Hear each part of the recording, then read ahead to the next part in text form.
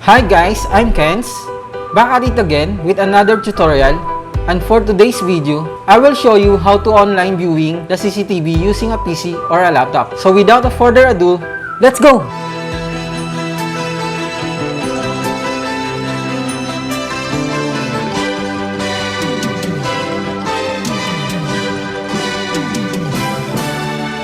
We will using NVMe 2.0 software. This is only for OPT series DVR and for Windows OS only. You can download the software in our website or check the link on the description below. First, check the network status of your DVR. Make sure the Ethernet port is online, IPv4 DHCP status succeed, and NAT status is enabled. Second, on the toolbars, click the information and copy the QR code and save it for later. Third, install the NVMe 2.0 in your laptop or PC.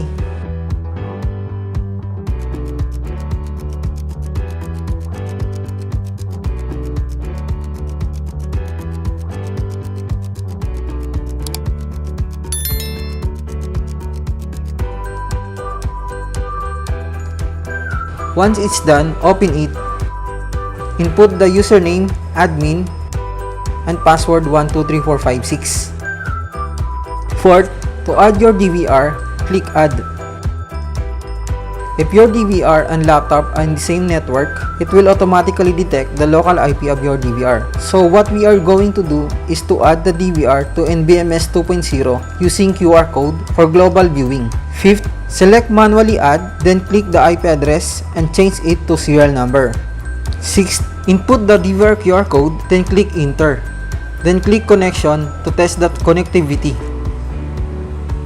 7. Click the create area to specify the location of your DVR and input the area name, then click OK. 8.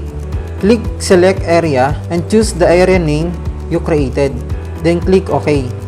9. Access the home setting, then click live view to view your DVR. Then expand the default area, then double click the area name you created. And now, you can view your CCTV using NVMe 2.0 anytime. If you like this video, please give us a thumbs up and subscribe to our channel. Hit the notification bell so you will be updated. Again, I'm Ken sa OPENPINOY. If I can do it, they can do it. Then why not you?